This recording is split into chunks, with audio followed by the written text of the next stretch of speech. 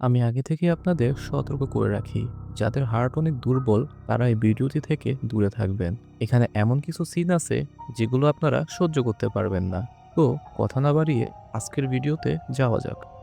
৪ number এপিসোডের শেষে আমরা দেখতে পাই ভিক্টর অনেকগুলো কবর খুঁড়ছে। যখন ডোনা তাকে জিজ্ঞাসা করে যে তুমি কেন কবর খুঁড়ছো, তখন ভিক্টর জানায় মৃত্যুযজ্ঞের আমরা প্রস্তুতি নিচ্ছি। আপনারা যারা আগের এপিসোডগুলো দেখেন নাই তারা আমাদের চ্যানেলে গিয়ে আগের এপিসোডগুলো দেখে আসতে পারেন। তাহলে আপনাদের এই এপিসোডটা বুঝতে সুবিধা হবে। হাসপাতালে আসার পরে তারা একদমই স্বাভাবিক হয়ে যায়। তবুও ক্রিস্টি তাকে রাতটা অবজারভেশনের জন্য হাসপাতালে কাটিয়ে দিতে বলে। এরই মধ্যে নাথান বোনের অসুস্থতার নিউজ পেয়ে দৌড়ে হাসপাতালে চলে আসে, কিন্তু তারা জানায় সে এখন নাথানের সাথে দেখা করতে চায় না। ক্রিস্টি ব্যাপারটা স্টিভেন্সকে জানালে স্টিভেন্স নাথানকে বাড়ি ফিরে যেতে বলে এবং সকালে এসে সারাকে নিয়ে যেতে বলে।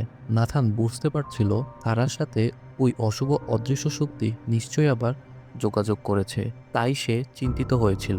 সারা রাত সারা ভালোভাবেই কাটিয়ে দেয়। সকাল হলেই সে রিলিজ পেয়ে হাসপাতাল থেকে বেরিয়ে আসে এবং নাথানকে দেখতে পায়।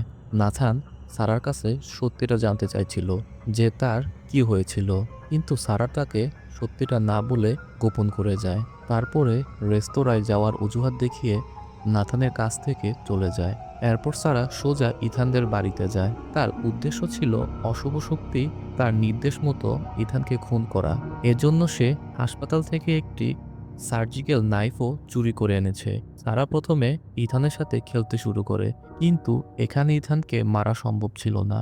তাই সে ইথানকে নাথানের ছাগল মুরগির খামার দেখাতে নিয়ে যায়। তাবিতা ইথানকে একা ছাড়তে চাইছিল না, তাই সেও তাদের সাথে খামারে যায়। গিয়ে সারা কথা পেঁচে তাবিতাকে বোঝায় এই শহরে এমন অনেক কিছুই আছে যা তাবিতা জানে না, তাবিতা সেগুলো জানা উচিত। এই বলে সারা তাবিতাকে কিছু একটা দেখানোর জন্য ভেতরে নিয়ে যায় আর একটা ঘরে ধাক্কা মেরে তাকে আটকে দেয়। এদিকে নাথান বোনকে আটকানোর কোনো উপায় না পেয়ে ফাদারের কাছে যায় এবং সমস্ত ঘটনা খুলে বলে। শুনে ফাদার বিচলিত হয়ে পড়ে, দ্রুত সারাকে খুঁজে বের করতে বলে। তারা দুজনেই সারাকে খুঁজতে রেস্তোরাঁয় আসে, কিন্তু রেস্তোরাঁতে সে ছিল না। একজন নাথানকে জানায় সে সারাকে তাবিতা এবং ইথানের সাথে খামারের দিকে যেতে দেখেছে। এটা শুনে নাথানের আর বুঝতে বাকি থাকে না সারা কি করতে চলেছে। নাথান দৌড়ে খামারে গিয়ে দেখে সারা সার্জিক্যাল নাইফ নিয়ে ইথানকে খুন করতে চলেছে। ইথান গিয়ে সারাকে বাধা দেয়। সারা নাথানের সাথে তর্কাতর্কি করছিল।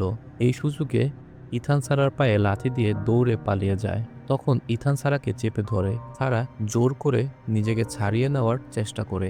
হঠাৎ ঝাটকা লেগে সারার হাতে থাকা নাইফ নাথানের গলায় লেগে যায়। নাথান সাথে সাথে মাটিতে লুটিয়ে পড়ে। সারা ভাইকে নিয়ে ব্যস্ত হয়ে যায়। তখনই সেখানে ফাদার চলে আসে।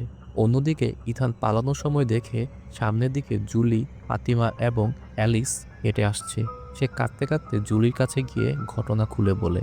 তারা ইথানকে নিয়ে দ্রুত আবারও খামারের দিকে দৌড় দেয়। ততক্ষণে শহরের সবাই সেখানকার ইনসিডেন্টের ব্যাপারে জেনে যায় এবং সবাই সেখানে চলে আসে। জিম এসে তাবিতাকে আটকে রাখা ঘরের দরজা খুলে দেয়। তারা দ্রুত বাইরে এসে জুলির কোলে ইথানকে দেখে দেহে প্রাণ ফিরে পায়। ক্রিস্টি ইথানকে চেক করে বলে সে মারা গিয়েছে। ফাদার জঙ্গলের দিক থেকে ফিরে এসে বলে সারা জঙ্গলের ভিতর পালিয়ে গেছে। ঠিক এইভাবে ৫ নাম্বার এপিসোডটি শেষ হয়ে যায়। আশা করি আপনাদের এই এক্সপ্লেনেশনটি ভালো লেগেছে।